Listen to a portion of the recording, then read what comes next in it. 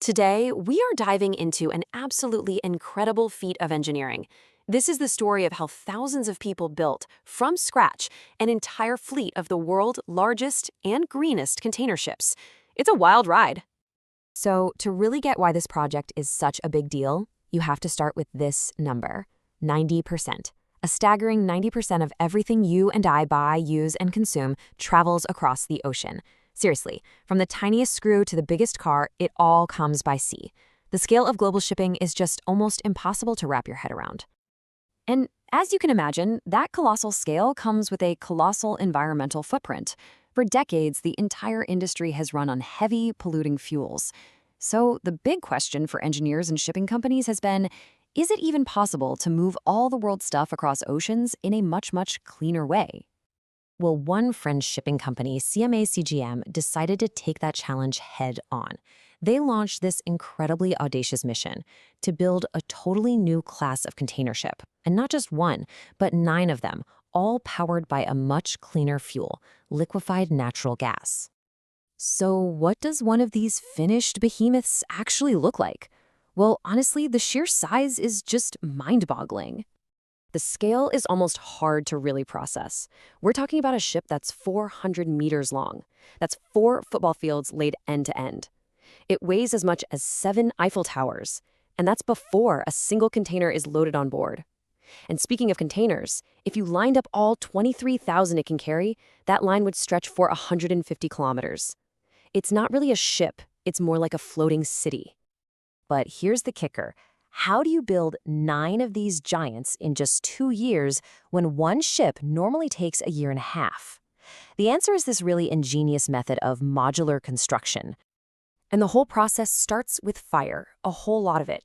A super high-powered laser burning at 18,000 degrees Celsius. And just for perspective, that is 3 times hotter than the surface of the sun.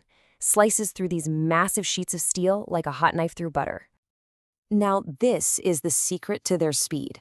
See, instead of building the ship from the bottom up in one piece, workers assemble these prefabricated modules, or blocks.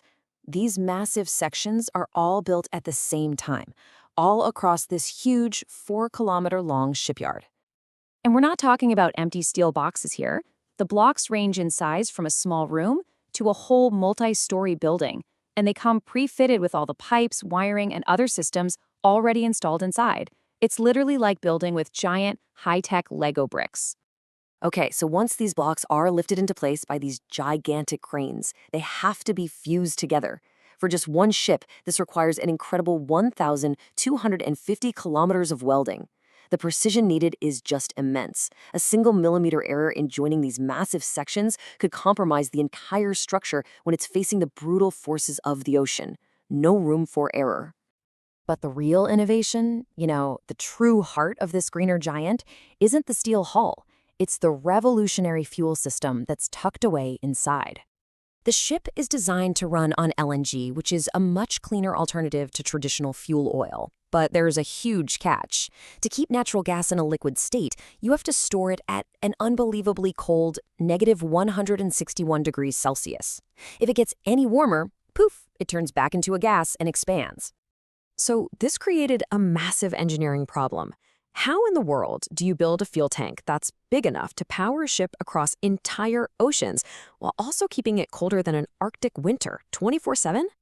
And the solution is, well, you basically build the world's largest and most sophisticated thermos. It's a tank that holds 18,600 cubic meters, so vast it could hold the water from 6 Olympic-sized swimming pools. It took 9 months just to build this one component, using layers of advanced insulation and a special paper-thin steel membrane that can actually shrink and expand without breaking. So why go through all this trouble? Well, the environmental payoff is huge. Using LNG gets rid of 99% of sulfur dioxide, 91% of that nasty fine particle pollution, and it cuts carbon dioxide emissions by 20%. It's a massive step forward in making global shipping more sustainable, and it really sets a new benchmark for what's possible in the industry. All right, with that revolutionary fuel system in place, let's look at the other colossal components that actually make this Titan move. So let's start with the engine. And calling it an engine doesn't really do it justice. It's more like a piece of architecture. It stands 20 meters tall. That's the same as a 6-story building. Maintenance workers can literally walk around inside of it. Get this, it weighs over 2,000 tons and had to be delivered to the shipyard in 6 separate pieces. Once it's all put together, this absolute powerhouse produces a staggering 85,000 horsepower to push this metal mountain through the water. And all of that power gets transferred to this, a single 92-ton propeller. It was cast in one solid piece, and it stands 10 meters high, which is taller than a 3-story house. With the main structure assembled, the final touches begin. This includes applying over 1 million liters of specialized paint to protect the hull from that corrosive salt water.